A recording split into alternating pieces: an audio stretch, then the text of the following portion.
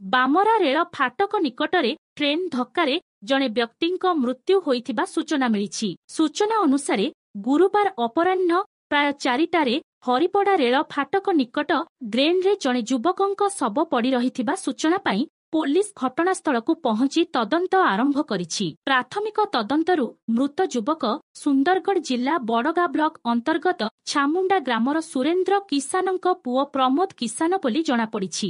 ଗୁରୁବାର ଅପରାହ୍ନ 2ଟାରେ ନିଜ ସାଙ୍ଗ ମୋହନ କିସାନଙ୍କ ସହ ଏକ ବାଇକ୍ ଯୋଗେ ସୁରେନ୍ଦ୍ର ବାମରା ହରିପଡ଼ା ରେଳ ଫାଟକକୁ ଆସିଥିଲେ। ରେଳ ଲାଇନ୍ରେ ବୁଲାବୁଲି କରୁଥିବା ସମୟରେ Pune Howrah superfast express train ତାଙ୍କୁ ଧକ୍କା ଦେଇଥିଲା। ଫଳରେ ସେ ଛିଟିକି ପଡ଼ି ରେଳ ଲାଇନ୍ ମଝିରେ ଥିବା ଡ୍ରେନ୍ରେ ପଶି ଯାଇଥିଲେ।